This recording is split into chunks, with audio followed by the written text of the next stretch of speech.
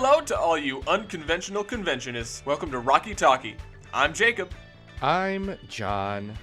And I'm Aaron. Oh my god, guys. How was your week? What were you up to? What did y'all do? Honestly, not much this week. Just kind of trying to hunker down as much as I can. I'm actually supposed to be in Portugal right now, but that didn't happen. So I'm sitting alone in my apartment, jacking it. Did someone blow up Portugal?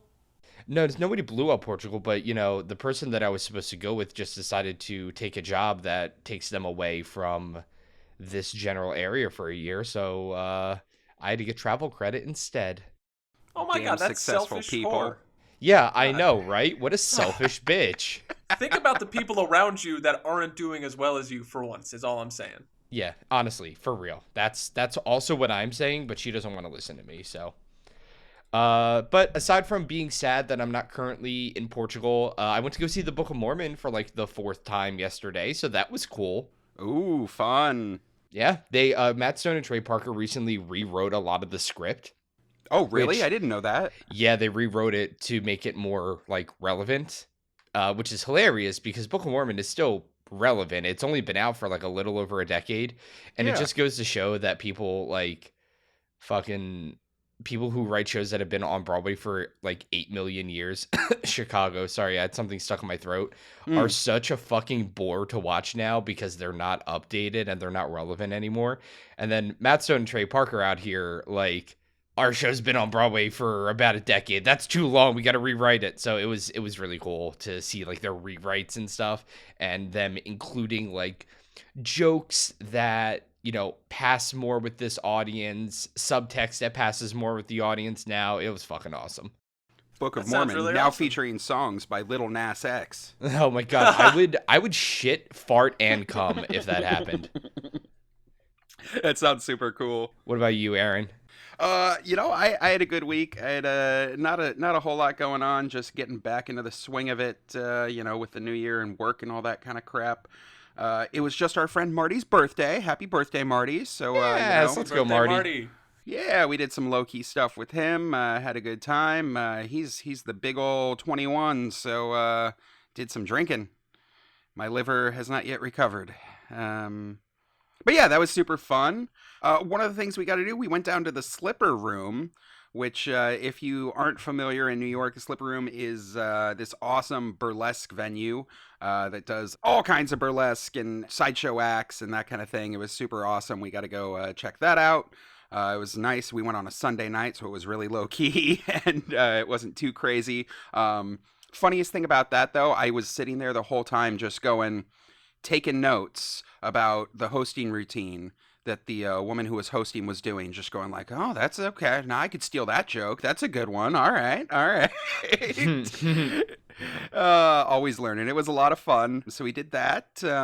What else have we been up to? Not a whole lot else. We just dropped a interview with Zephyr. I think it dropped on Monday this last week. So if you haven't heard about that, we talk all about the Victorious video. Go fucking check that out. It's posted all over social media. It's posted on our YouTube. Zephyr's awesome. It's super fun to get to chat with him. And yeah, you should go check that out. What about you, Jacob? You were suspiciously absent last week. What were you up to? Well, last week I was having a lot of sex with my girlfriend. I went away to Florida for about a week and a half for Christmas, New Year's celebrations with family. And that was great, and I got back, pent-up sexual energy, woohoo, that was fun. But what I really want to talk about is I've been reading Fahrenheit 451, and holy shit, fucking trash novel. I don't understand how that piece of shit is, like, one of the greatest things of all time. Like, I've heard it talked about, and it's supposed to be popular, and like, oh, it's like marker of American culture. Like, oh my god, garbage, trash book. I'm not all the way through, so I could be wrong. It could turn around, but like, oh my god, do not waste your time. I hate it. I feel like there were so many books between like the early 1900s and the 1960s that like were, wow, greatest thing ever written. And then when you try to read them now, it's like, I can't read this. This is shit. It's classic, though. It's classic Ray Bradbury. Yeah, just because it's classic doesn't mean it's good. Yeah, you know what else is classic? The Bible. And that shit is a slog. Listen, I want to know how many cubits it takes to fit a Wonka into a Durkodur. I don't know, man. I haven't read that in forever. The Bible? Fahrenheit. Oh, okay. No. It's like, where are cubits and Wonkas referenced in the Bible? Oh, I think we're reading different versions of the Bible. Yeah, that's in the Book of Mormon, actually. Hosted by Little Nas X. Well, that sounds like a bunch of fun. Reading a horrible book, having a bunch of sex. I like that. And with that, let's get started with our first segment, Global News.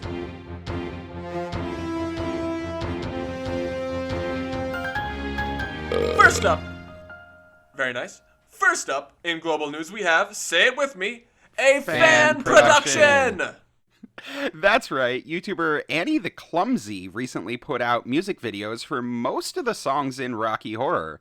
She has a bunch of great videos and clearly put a ton of work into it. She's a one-woman team, and she just went all fucking in. There's animations, there's really precise cuts, she's got really great makeup, and I mean, it's an all-around really cool vibe. Annie the Clumsy is a singer and songwriter from Japan, inspired by New Zealand-based singing comedy duo Flight of the Conchords.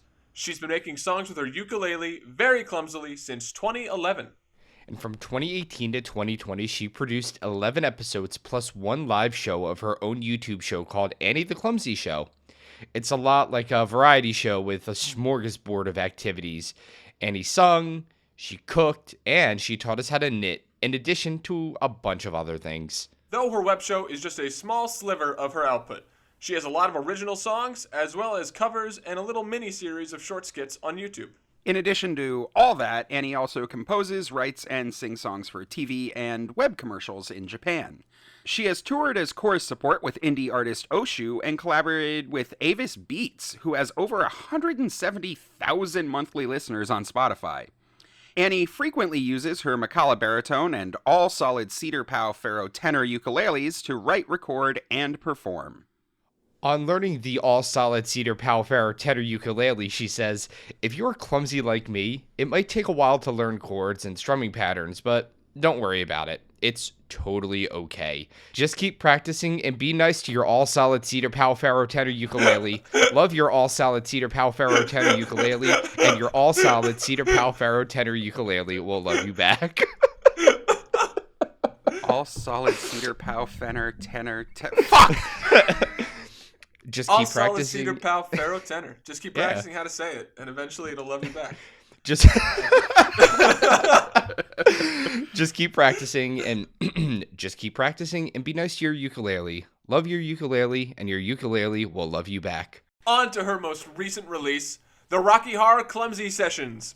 She has a total of 10 videos out, covering everything from science fiction double feature all the way to floor show.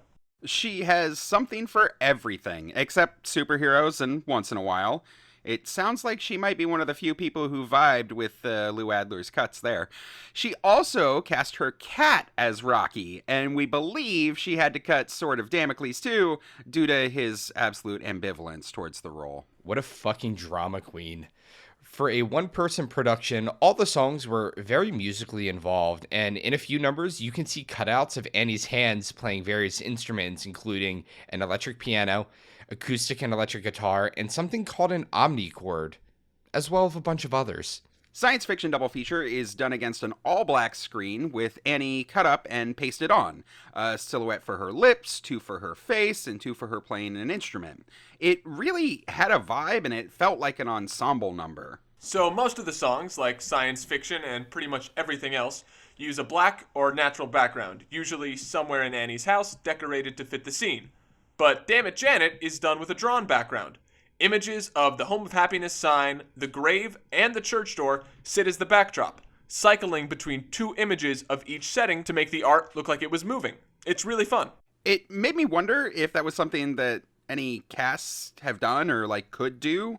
You know, using art in place of scenery for your online shows. I know things are opening up more, but that'd be pretty cool to look into. While there's a light number, she did do Over at the Frankenstein Place, which, after reading this piece, I've just learned are 2 separate songs. The more you know. They're not 2 separate songs. Oh, are they not?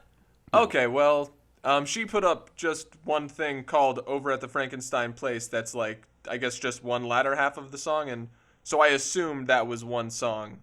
And she doesn't have, she does not have There's a Light. She just has like the latter half of that musical number, I guess. So I assumed that was one song, and she only has the latter half. If There's a Light is one song, she only has the latter half of There's a Light. What's her name? Annie the Clumsy on YouTube. Rocky Horror Clumsy Sessions, Over at the Frankenstein Place. Go. Yeah, Over at the see, I told you, Over at the Frankenstein Place. She only has like that half of the song. That's the whole song. Oh. I absolutely listened to the song. I listened to like 7 of these, and that was This definitely is what one happens when you read Fahrenheit 451 and have sex and listen to Annie the Clumsy all at the same time. Okay, here's definitely what happened. The song is called, like, she posted it, and the title is Rocky Horror Clumsy Sessions, Over at the Frankenstein Place, not, There's a Light. So I assumed, in my brain, I saw that, and that just meant to me, oh, this is Over at the Frankenstein Place, the song, which must mean that there is an Over at the Frankenstein Place song in Rocky that she is doing that is separate from There's a Light. My mistake. We know I'm a moron. All right, this isn't news. Yes, this is. This is global news. Got him. The more you know. Well, Over at the Frankenstein Place was exactly what I expected, maybe not what Jacob expected. Annie continues to play all the roles, Brad and Janet, and even does a really cool version of Riff in the tower for his pop-up. And holy God, her Riff makeup is really good. Like, not to throw any shade, but some casts could maybe take a few pointers from her Riff and magenta makeup. Hey man, I am right fucking here. Fun animations also pop up whenever they sing Over at the Frankenstein Place. Those words appear on screen with flames or lightning hovering around Frankenstein Place. It was really kitschy in a fun way. There's a whole lot more, and that's about how it all goes. Annie plays all the parts, plays all the instruments, wears all the costumes from her room next to her plants and with her cat. They're great videos, great sound editing, as well as some really cool art thrown in on every screen now and then. And some honorable mentions, a froofy little sock puppet takes on the role of the criminologist for his appearances in Time Warp and Eddie's Teddy. And if you have the right disposition, Janet singing Touch a full on to a cat dressed as Rocky might be for you. Meow. Yeah, exactly. All the decorations. Yeah, furries. For Floor Show were also really good. She used glittery streamers and did something with the picture to keep them out of focus, leading to a glitzy drunk look for Floor Show. Overall, it felt like a dedicated, goofy production of Rocky Horror songs. Imagine if you and your friends decided to produce videos for all of the Rocky songs, but you actually had the skills to do it really well. And of course, all of you should check it out. Annie the Clumsy is available at annietheclumsy.com, and from her site, you can access her Rocky Horror videos. Both links will also be on our show notes. You should send her some love. I am really excited that we're expanding our news coverage this week with this next piece. What do you mean? This week, we're covering some English New Year's Eve party that a random performer wore stockings to. Jacob, the depth of your stupidity know no bounds. Aaron, you're gatekeeping the community. I'm just enjoying the fact that we're finally extending our news coverage to the larger LGBTQIA plus community. What are you talking about? Well, we're covering this New Year's Eve party because a performer was wearing stockings and a corset, and that's sort of gay. And I just think that's really nice that we're opening it up like that. Jacob, the performer was Duncan James, and he was in stockings and a corset as a callback to his role as Frankenfurter, which he performed with the UK cast in 2019. So this isn't just a marginally gay man in the UK? Because I was thinking about that being a new segment. Next up, this week's Gay Brit. That's nice, Jacob. Anyway, as we've alluded to, over on the island of Misfit Teeth, Duncan James performed at Proud Embankment, which is a London cabaret club, for New Year's Eve alongside English actor Denise Van Outen. Duncan channeled his Rocky Horror past and donned a glam rock corset in an ensemble that left little to the imagination, and many of his pretty sweet tattoos on display. To remind everyone of his girthy resume, Duncan, aside from his tenure as a Frank with the UK cast, is most well known for his boy band stardom. In the early 2000s, he and his friend Andy Costa convinced two of their friends to start a band, and from there, Blue was formed. They had multiple releases that hit number 1 on the UK singles charts and were largely popular across the UK, Ireland, Portugal, Belgium, Italy, France, Australia, and New Zealand. None of those are the United States. While originally active from 2001 to 2005, the four members went on to have productive solo careers, but in 2011, all four got back together to represent the UK in the Eurovision Song Contest, coming in 11th place out of 43 contestants. And in 2013, Blue released another studio album, and in March of 2013, the group announced they would embark on their first headlining tour later on in the year. Their first tour in nearly 10 years. Somebody got bills to pay. Now, on to the night in question. James looks like he was plucked right out of Sweet Transvestite, covered in rhinestones, fishnets, boas, garters, and fantastic makeup. He was in this dark, curly-haired wig with turquoise eyeshadow and this, bright red cherry lipstick. Unfortunately, we don't know what exactly his performance entailed, other than to say there was a lot of singing involved. And as mentioned, his partner for the evening was Denise Van Outen, who is an English presenter and performer, but he was joined by many others, including a burlesque performer / Marilyn Monroe lookalike Isabella Bliss, UK actor Nathan Henry and his boyfriend, as well as a few others, as they counted down to 2022. It sounds like this was a really fun party. It's always nice to see Rocky Horror alums getting back to their roots in the show, even if it's only for an evening here and there. I guess it really never leaves you, huh? Speaking of which, let's move on to our next segment, Community News. First up, in Community News, we've got a bittersweet announcement from our own cast. One of our cast directors, Eric Garment, announced this week that he will be retiring from the New York City Rocky Horror Picture Show cast. Eric joined on as a member of NYC RHPS about 15 years ago, and has since grown into a staple of the community. He took over as cast director alongside our producer Meg back in January of 2016 and has spent the past 5 years helping to lead, shape, and grow our cast. Eric went public with this announcement on January 5th, assuring his friends and fellow community members that while he does plan to step down as an active part of the cast, he still plans to attend conventions and hangouts, visit other casts, and remain a part of the community as a whole. We here at Rocky Talkie and as members of NYC RHPS would like to thank Eric for all the work and dedication that he's put into our cast throughout the last 15 years. Yeah, man. Without your contributions, our show certainly wouldn't be where it is today.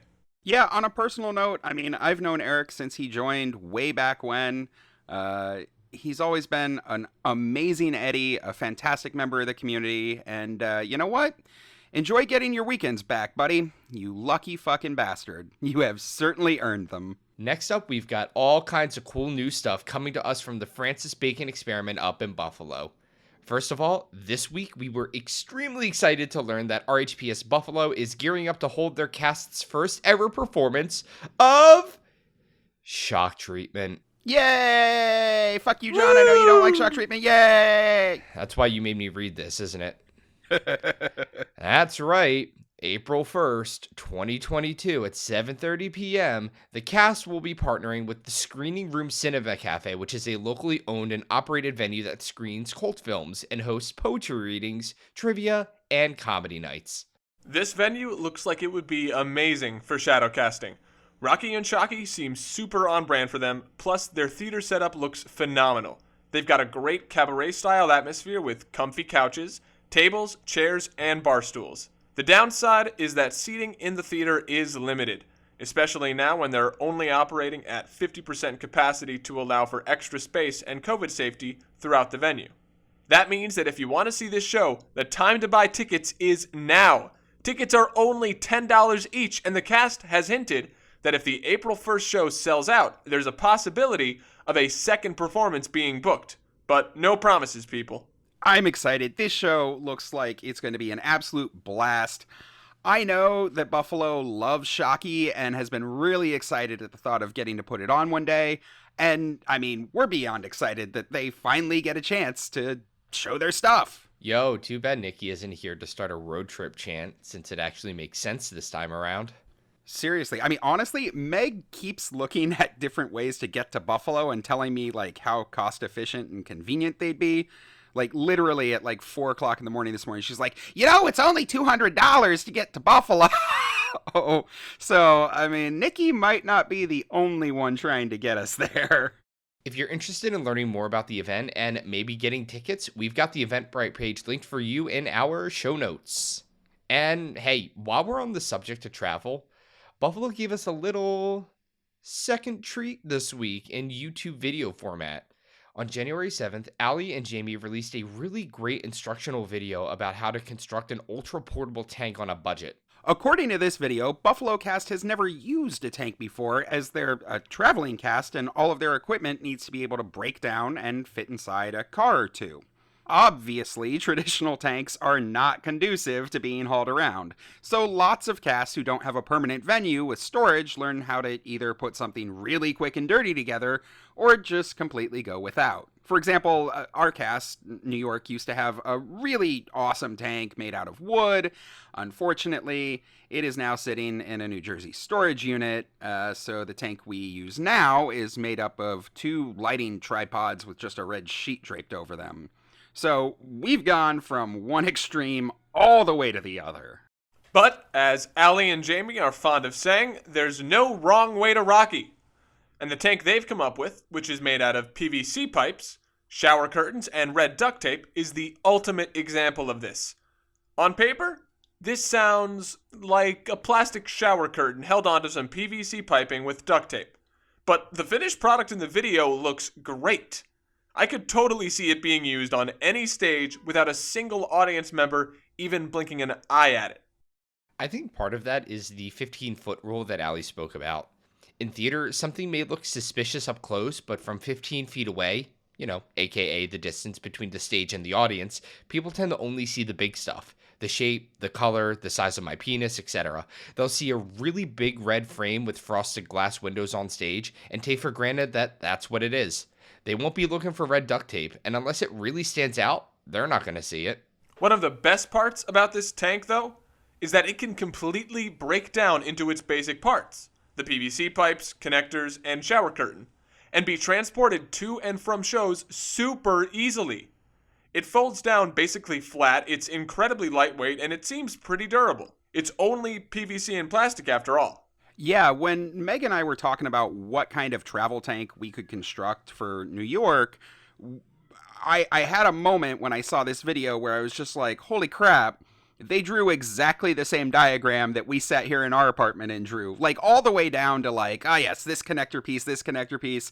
This is very clearly the way to go. It is an awesome solution. Unfortunately, Meg is really bad at math, and the minute that we started trying to actually break down what pieces we would need, she just absolutely gave up and said, you know what, fuck it, let's just put a sheet over 2 poles. I'm glad that somewhere in New York, Jamie and Allie can do some fucking math, and they came up with this awesome solution.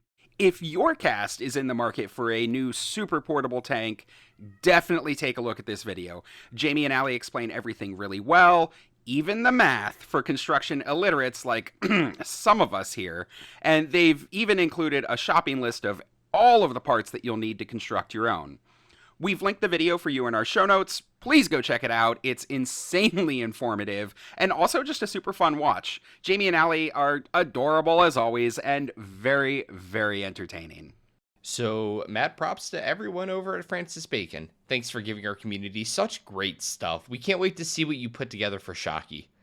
Next up, we've got some exciting news from the Rich Weirdos down in Orlando, Florida. The cast is slated to perform at Villicon in Orlando, Florida from January 21st through the 23rd. So, Villicon is a multi-genre cosplay convention celebrating the darker side across all fandoms. Some of this year's special guests include Eric Avari, who played Dr. Terrence Bay in The Mummy, Garrett Wang, who played Harry Kim in Star Trek Voyager, Denise Crosby, who played Tasha Yar and Commander Sela in Star Trek The Next Generation, and Barry Bostwick, who played the biggest villain of them all, Brad Majors, in the Rocky Horror Picture Show. This whole weekend sounds like it's going to be a lot of fun. They've got lots of cool activities lined up throughout the whole con, including Cult Classics Burlesque, a murder mystery event, a whole bunch of notable professional cosplayers, and, drumroll please, a Rocky screening on Friday night, complete with a costume contest, of course. And do you know who would make the absolute perfect judge for a Rocky costume contest? Uncle Barry, that's who! In fact, he'll actually be the head judge for the Show Us Your Brad Majors costume contest, one of the convention's 5 costume contests, which will be taking place right before the Rich Weirdos Shadowcast on Friday night. In keeping with his rich history of being wonderful to Shadowcasters, Barry is clearly very excited to be partnering with the Rich Weirdos at Villicon. He's posted all about the performance on his social media, heavily spotlighting the cast performance over his own involvement in the convention, which will include a full weekend of autograph signing, plus hosting a Megaforce Laugh Tracks evening, and even previewing one of his new upcoming films. That actually sounds like a whole lot of fun. If you're interested in seeing the Rich Weirdos perform, visiting Uncle Barry, or checking out any of the other cool stuff this con's got to offer, Villicon will be taking place at Doubletree Universal Studios in Orlando, Florida from January 21st through the 23rd.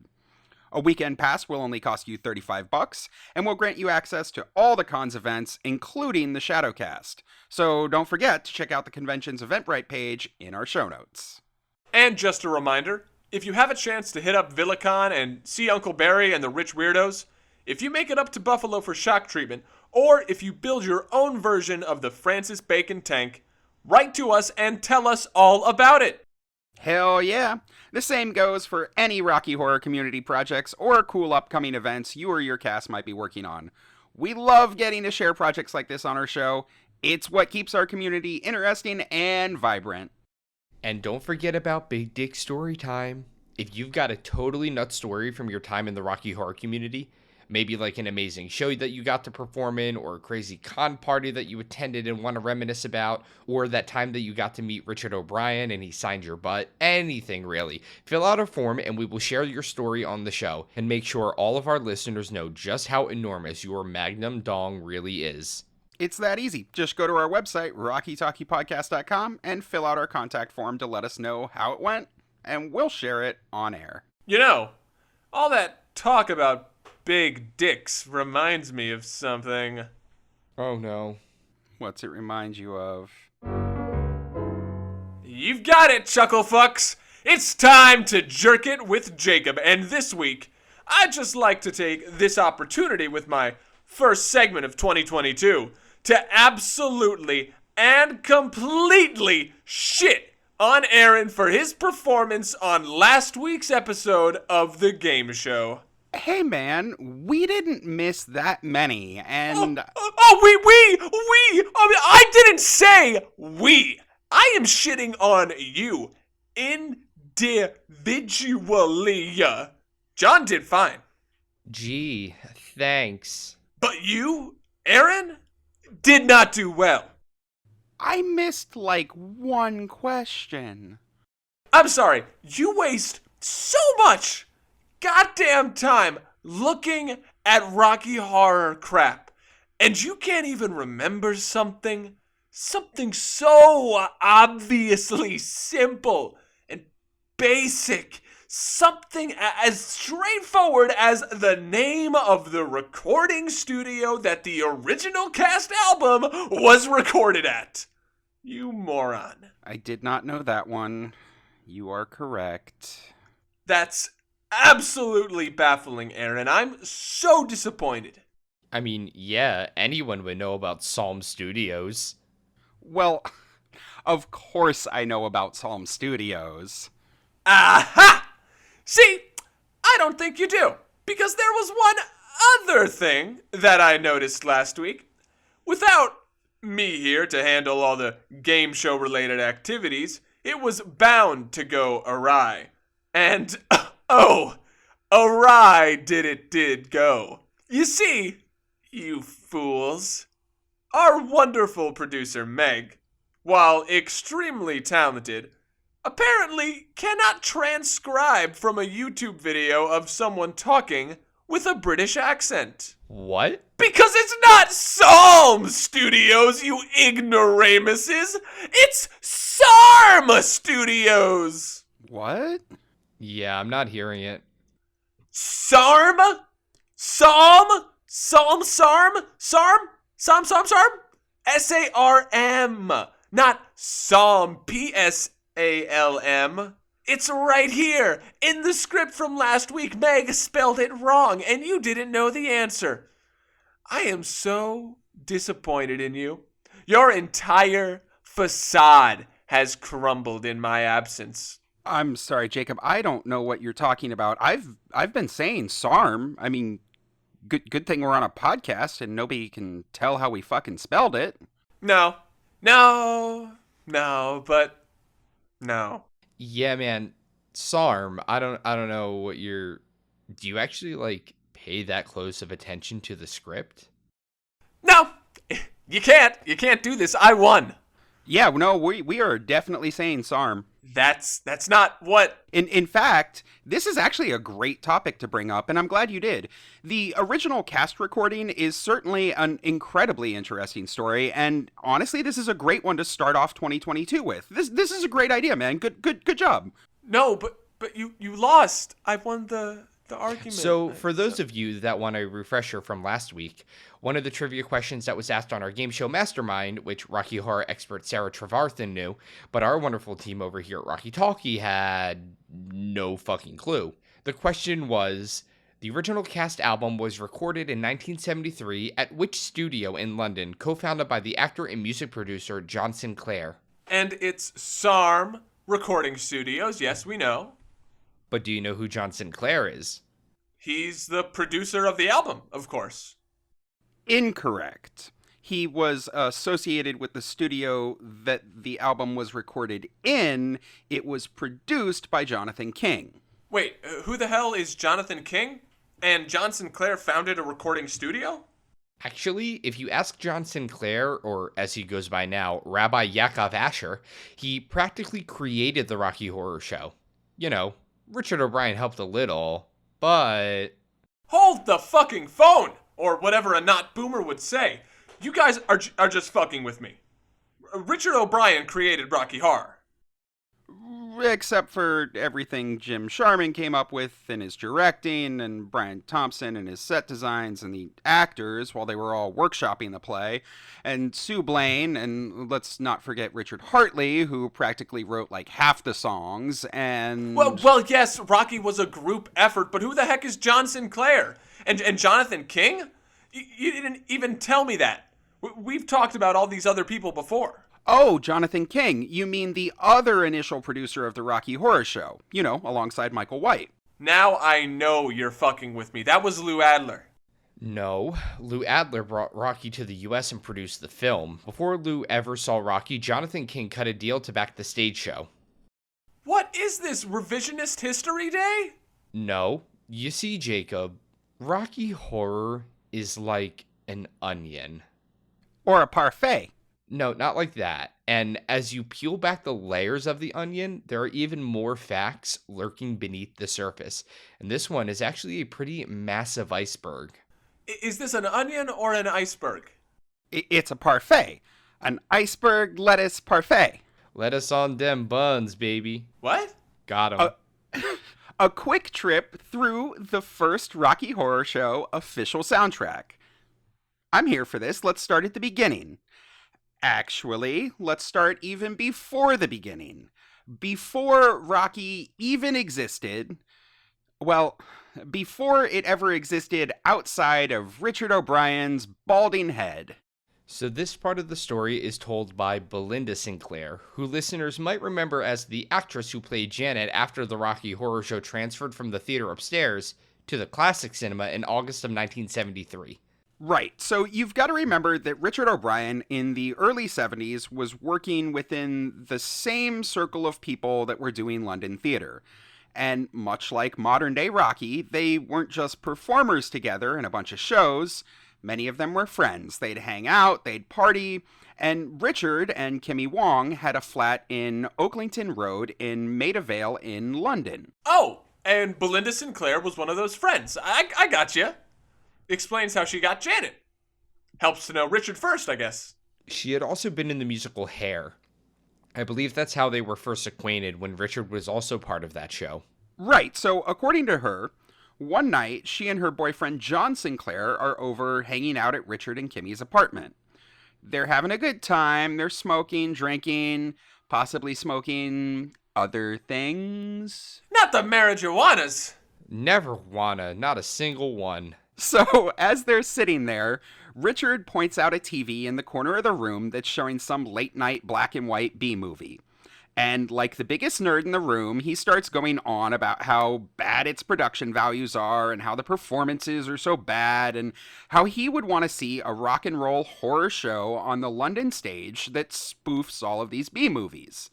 And then he gets out his guitar. Man, I don't know if I could hang out with 1973 Richard O'Brien. First, he gets high and starts ranting about some random old TV show, and then is like, "Hey guys, want to hear me play some guitar?" And according to Belinda Sinclair, when Richard picked up his guitar, what came out was science fiction double feature, Dr. X will build a creature. Well, fine, Richard, you can keep going. What's the next line? And that's exactly what happened. According to Belinda Sinclair, her and John Sinclair stayed all evening chipping in ideas. She remembered that John especially contributed a lot of thoughts and ideas that evening while they were hanging out. So he, drunkenly suggested a few things? But don't be giving me this. He created Rocky Horror nonsense. Oh no, that comes much, much later. But according to Belinda, though it's unclear if this is the same night or sometime later, John Sinclair apparently suggested that he and Richard O'Brien should attempt to write the script together. But John was about to open a new recording studio, which you might have heard of, called SARM Records, and as the story goes, that took up all of his time, so he didn't have the chance to work on Rocky Horror with Richard. And Richard did use John to record the album, so they were still friends through the Rocky Horror Show opening, or at least business partners. Yeah, John Sinclair claiming to have created Rocky comes much later. For the time being, it was just a night of shooting the shit and Richard messing around on a guitar. Okay, so then what happens? Sinclair goes off and opens SARM, and Richard starts to get Rocky together, and eventually plays some of the songs to Jim Sharman. Michael White signs on to produce it at the theater upstairs. Where does this Jonathan King guy come in? So the Rocky Horror Show debuts, and immediately the rave reviews begin pouring in. Probably the most influential was from Jack Tinker, which is a very unfortunate name. He's the theater reviewer for the Daily Mail. He loved the show, which is completely opposite for the feelings that his parents had for him. And he wrote a fantastic review. So good that it was printed on the back of the original soundtrack album cover. And one guy who saw that review was Jonathan King. Just 2 days after the show opened, he and a friend got tickets to go see Rocky Horror.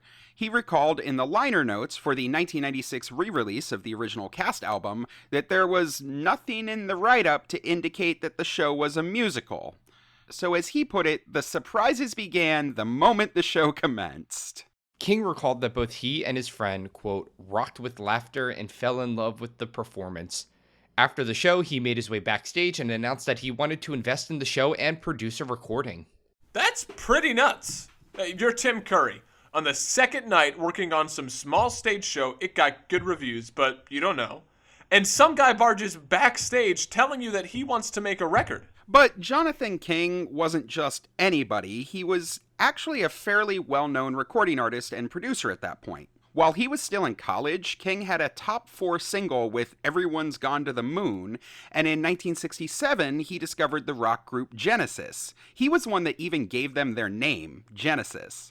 He had another hit record as an artist in 1969, and then for the next 2 years, he was the top single producer in the UK. In 1972, the year before Rocky first appeared on stage, he founded UK Records. See, King had a knack for picking up a hot trend or like a newly released song and immediately pumping out something to piggyback off of it. You know that song, Hooked on a Feeling? Ooga chaka, ooga, ooga, ooga chaka. I can't fight this feeling. Oh my god, that song from Guardians of the Galaxy. So the version in Guardians is by Blue Suede, which is recorded in 1973. They based it on a 1971 version that was released by Jonathan King. But King didn't write it. B.J. Thomas, another very unfortunate name, wrote it in 1968, and it was a sappy ballad. Jonathan King was the one that layered all like the ooga dooga ooga chugga stuff on it to make it different enough cover, but still to cash in on the success of the original. I mean, that's just the music business. Sure, and he did it over and over. It was pretty successful. So by the time he came to see Rocky in 73 and made his way backstage, it definitely was some crazy record producer wants to give us money and make an album, and not some bum wants us to sing into his tin can. And practically overnight, King made the deal. He invested a 20% stake in the Rocky Horror Show, making him one of its 2 original backers alongside Michael White. And additionally, he produced and released the Rocky Horror Show original London cast album under UK Records. And when it came time to record that album, Richard O'Brien knew his buddy John Sinclair, who had just opened SARM Records over in Whitechapel. See, John and his sister Jill, alongside his friend Andy Layton and engineers Gary Lyons and Mike Stone, had opened SARM in July of 1973. The Rocky Horror Show album was one of their earliest clients. At the same time, John and Andy were also in the process of launching a music publishing company, Druid Crest Music. Richard O'Brien became the company's first signing once it was up and running, and soon became an equal partner in the company as well.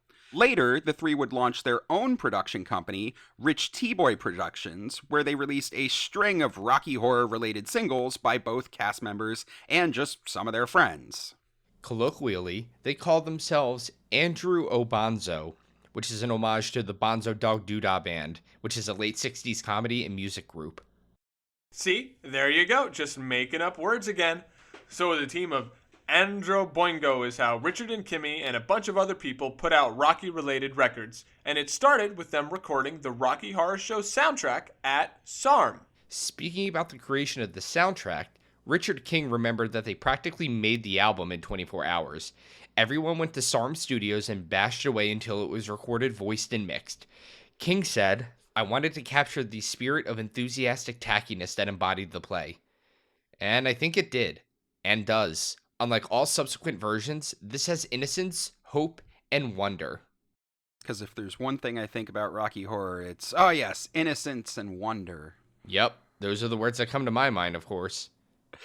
After releasing the record, King became heavily involved in the Rocky Horror Show's early promotion, but eventually he fell to the wayside of history as Lou Adler swooped in for the US stage show rights and the eventual film. So what happened with John Sinclair? Why did he start saying he created the show? So way back in that interview we talked about with Belinda Sinclair, where she was remembering the first time that Richard had come up with science fiction double feature, she also mentioned that over the years, John was very angry that he never got any credit for his input into Rocky. The community had been only vaguely aware of this story for several decades, but it finally came to the forefront many years later in early 2000. According to a talk that Sinclair gave in 2000 at the University of Pennsylvania, in the mid-1970s, he read a book called The Shell, which is a Yiddish novel that relates the story of one man's return to his Jewish roots. The book, he said, ultimately inspired him to inspect his own spirituality and return to Judaism. In 1987, Sinclair went to Israel and has since become a rabbi. He now goes by the name of Yaakov Asher and lives with his family in Jerusalem. But in that same talk at the University of Pennsylvania, he took a lot of credit for creating Rocky Horror. As he put it, while he was working on Hair in England, he and a friend came up with the idea of staging a, quote, science fiction rock and roll musical. According to him, he made a deal with his friend that he would produce the stage musical if his friend agreed to write it. The result was the ever-popular Rocky Horror Picture Show. Well, I'm not so sure about that. And neither did the community.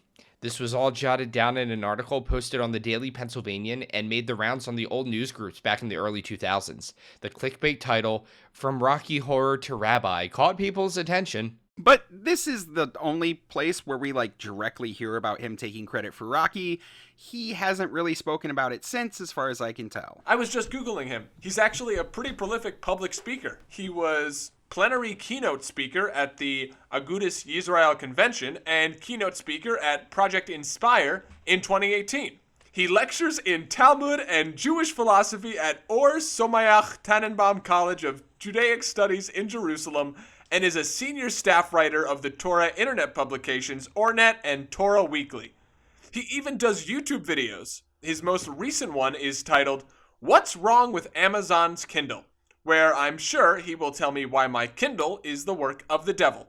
Although we don't believe in the devil in Judaism, so checkmate, atheists. What a weird story.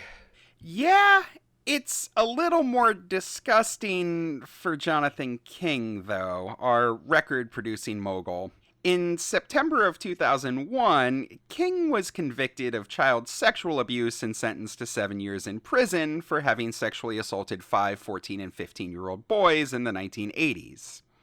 In November 2001, he was placed on the sex offenders registry and was acquitted of 22 similar charges. He was released on parole in March 2005. A further trial for sexual offenses against teenage boys resulted in several not guilty verdicts, and the trial being abandoned in June 2018. In 2019, an independent review into the police investigation leading to the 2018 trial was published. It was critical of the handling of disclosure of documents to King's defense and questioned whether some of the staff involved had been qualified or experienced enough to handle the case. And in 2020, King's complaint to the Independent Office for Police Conduct about Surrey's police investigation was upheld. His appeal regarding his 2001 conviction is still being examined after fresh evidence was disclosed in 2018.